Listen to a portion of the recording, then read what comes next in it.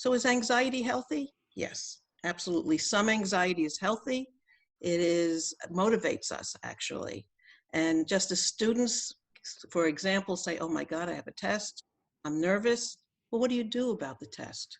You said, okay, I'm going to study. I'll put aside time, an hour every evening. So by the time the test comes, I feel a little bit more secure. Same thing as if you have a job interview or you're applying to jobs, you do some research for the company, what the company wants, what the job you're applying to is looking for, and then you tweak your resume. So figuring out what you can affect and what you can control helps reduce anxiety, but the motivation of the anxiety is actually really helpful. When it becomes a disorder is when it stops you from enjoying your life, your school, your work. It stops you from moving forward and focusing on your school or your job. And it usually lasts more than 2, 3, 4 weeks and goes on. And usually that's when it becomes a problem, so you do seek help. And in school districts, you have wonderful guidance counselors, social workers, nurses can be it. But when students feel that way, they should seek out some help. I am going to be talking about some of the things you can do when you're feeling anxious and some of the things the family can help with as well. What is the dynamic there in the physical, biological of anxiety? It is, in the old days, they used to have fight or flight. Fight or flight was when the caveman came out of his cave and he saw a bear and he says, should I fight or should I run?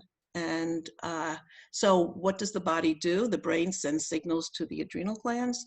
The adrenal glands release cortisones. The cortisones go into the body stores of sugar. They take them out, they push them into the muscles, and the muscles now are ready to fight or flight. However, with anxiety and stress produces anxiety frequently, that's related. What happens is the brain is seeing a threat or something you're concerned about, and it does the same reaction. It doesn't know the difference between the bear and something that you're alarmed about. So it does the same thing. It goes into the adrenals and does that whole dynamic. The problem is when you are stressed and anxious, particularly for a while, it wears down the immune system. And so there are and stress and anxiety about many things are common. So there are going to be things that we can do to turn this around and to increase your immune system and sort of stay in the moment and change the chemicals in your brain. The amygdala, which is in the middle of the brain, is this thing that lights up very much. When you're anxious, it has this, like a red light. It doesn't really physically, but I want to give you that image. And what happens is it sends signals to the frontal lobe. Your frontal lobe is the last thing to develop. And would you be surprised, but it sort of finishes developing by the age of 28 to 30. And what happens is when you get anxious or stressed, the amygdala sends signals and the frontal lobe actually works less. It decreases the ability to focus, the ability to organize, the ability to think clearly. So anybody on the call, whether you're a parent or a student, I'd like you to think about when you're anxious, really anxious or upset about something. Can you focus? Can you sit still? Can you read a paper? Probably not. And so that's what that is about. And this is why the physical. So let's look at the practicality. So when we're anxious, and particularly COVID-19 has created a tremendous amount of not only anxiety, but everybody feels topsy-turvy, upside down, out of focus. And that really is because life is not the routine that we're used to. So how do you get through things like that? You think about what can I control and what can't I control? You can't control what everybody does outside, but you can control what you do. And that is very powerful. Do I do social distancing? Do I go out or do I not go out unless I need to? Do I wear a mask? Do I wash my hands for 20 seconds or more when I come home? Those are things that you can do to feel safe. Other things in general with COVID, things that you can do in the house. And these are some of the things that I particularly, I made a list because I try to be organized, just like to help my anxiety about presenting, so I'm organized, is Breathing. Breathing is one of the things you probably hear a lot, whether it be in yoga or other places.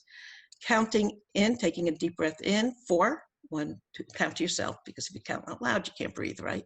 So it's 1, 2, 3, 4 in. You can hold it for 4, and then double the number in to 8 to breathe it out slowly. That actually has a physical effect on calming, triggers your body in the calming effect. It also does something else. You're focusing on the counting the numbers, and it's keeping you in the moment. You're not thinking about should I, could have, what did I do, what do I need to do? And all of that mindfulness, staying in the moment, in the breathing, besides the physical effect, will change your mental effect so that you have positive chemicals in your brain and the immune system gets stronger. You need that break. Everybody needs that break to stay right in the middle, stay in the moment. Other things that are really important that remember, this time is so unprecedented that COVID will be forever in history as a very significant time. And so to utilize this time that families are together is actually, even though it can be distressing, but looking at some of the things we can do and how wonderful to create memories that when you look back, and particularly your children look back at COVID-19, the time that it was here, I remember that we really had time to come together, maybe a couple of times, if not more a week, have family time, have each time, one person taking the time to pick what they want to do, whether it be a puzzle, a game, favorite old movie, but it empowers each person that they're important and they get a turn to pick of what they want to do in that one family time. And you can do it an hour, whatever you think you can afford. If it could be twice a week or more, that's great. But the memories it creates of just having fun together, enjoying each other, focusing on each other is really, usually from what I can see, and I remember when my daughter was young, you're always running and doing. And I know, schoolwork is also can be very challenging because it's on the web.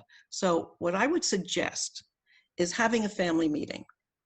And, it's very powerful when you include people in the resolution of plans. So what you could do is have everybody come together. It could be a Saturday or a Sunday, whenever there's less stress. It shouldn't be at night when people are tired. It probably should be in the morning or in midday. And you say, let's talk about what work do you have? And you can whether you have one or more kids, they can tell you. And how do you think you're going to plan to get through it? Do you have homework? Asking, never telling, asking them what they plan. Because what you're doing is not only you're respecting them to tell you, and they feel great, oh my God, my parents are listening to me, but asking them to figure out how to plan their work a little better, no matter how young. And what that does is creates kids who are critical thinkers, resilient, feel self-confidence that my parents are listening to me. And that's really the most important things that you want as your kids grow and go out into the world. And so listening to them, how are we going to do it? Can we do family time? When would you like to do family time? Let's get a consensus. That would be, and all those things are really endemic to the family and what's good for you and how you want to plan it. But those are tools that are really helpful with connecting and focusing family on things that are helpful and strengthening. There are other things to do is I would love if you think every day, ask each person in your family, what am I grateful for? 3 things that you're grateful for. And I think that everybody can think of 3 things you're grateful for, and 3 Ds. And what it does is it focuses the brain into positive, because all of this anxiety is very negative in some ways.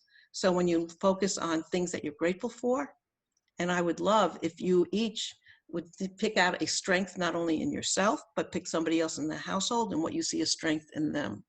And that is really, I do that with my support groups, and it really is very helpful because when people are frustrated and angry, it reminds them of the good things that they have in each other and themselves and the strength that they have.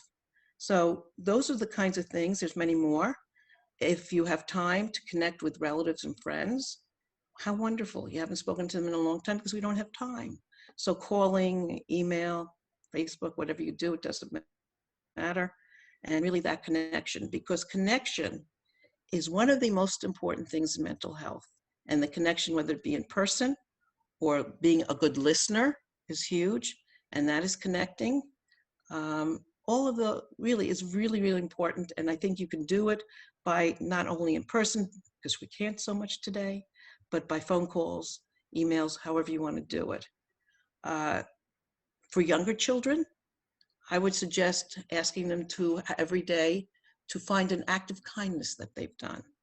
And it could have been, I was in a classroom and I think it was a second or third grader said, oh yes, I picked up the pencil for Billy. And they went around the room every morning. And I love that the teachers do that with the younger grades. Let's think of an act of kindness you did yesterday or something you can do today, whichever way you want to do it. And all of that changes and helps a person realize that they are focused on the good things instead of the negative, because there are too many things that make us anxious and we have choices. I did speak about mindfulness, and mindfulness is what it means, as I'm sure everybody's heard this, is staying in the moment. And whatever that is for you, I know people connect it with meditation and yoga. I personally don't particularly care for meditation. Yoga, I can't get to do. But what it is for each of us is finding what gives us pleasure, joy, staying in the moment. In the old days, I might have said going, window shopping, having a good meal, watching a favorite movie, whatever it is that distracts you and focuses you in the moment.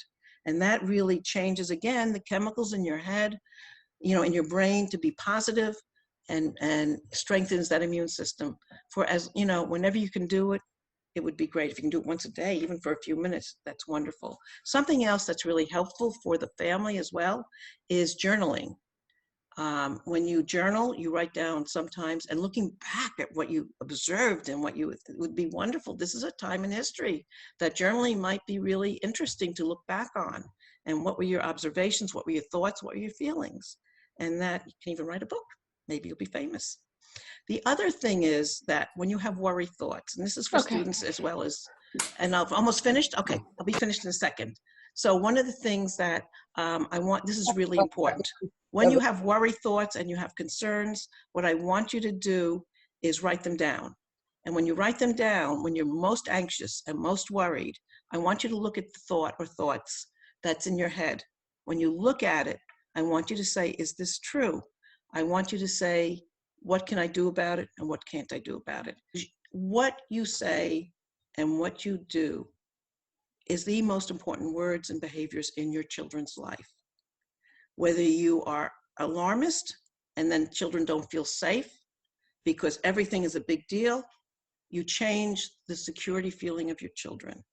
Keep it to yourself, talk to your spouse, whatever you want to do, but be conscious of when, no matter what's going on, if you're calm, appropriately calm, you may not like what's going on, you could say I don't like it, but your calmness will assure your family and your children that things will be okay.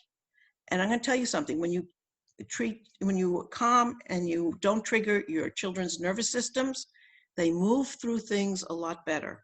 Because if you can do it, I can do it. And you cannot control anybody else, but you can control your own behaviors, how you react and what you say.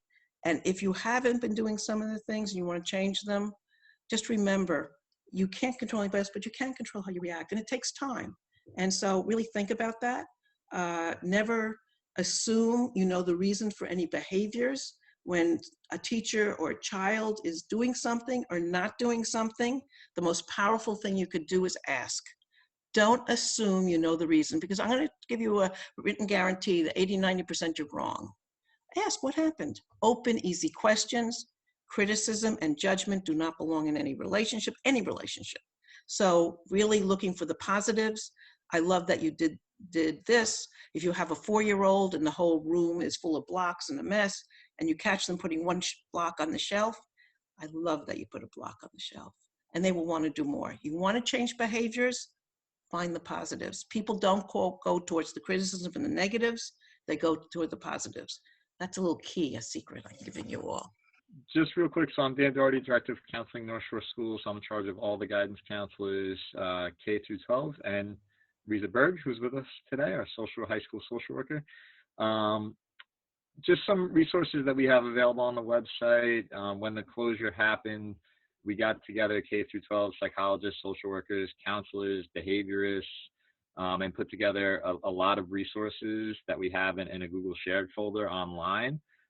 It's easy to, it's right on, if you go on the district website, it's right there on the main web page. You can get right into it. If anyone would like me to email them a copy of it, I'm happy to do that. In there, we have tips on how to talk to your child during COVID-19 at all really developmental levels, high school, middle school, elementary. Um, we have mindfulness resources, SEL activities you could do as a family, some of the things that Ellen so beautifully talked about in terms of things you could do as a family with your kids, positive things. So those resources are available. And then we're here, we're working, we want to help you. Ms. Berg is calling kids throughout the day. I think she just got off the phone with somebody. The counselors are calling students. We have our elementary counselor calling to do wake-up calls sometimes, and psychologists are doing teletherapy. And so if you're struggling with something, please reach out to us. We're here to help you. Feel free to email me. But really, K through 12, the whole mental health team is here. We want to work with kids. We miss the children, and we're happy to help you as parents as well. So please reach out. We're here, and if you need anything, let us know.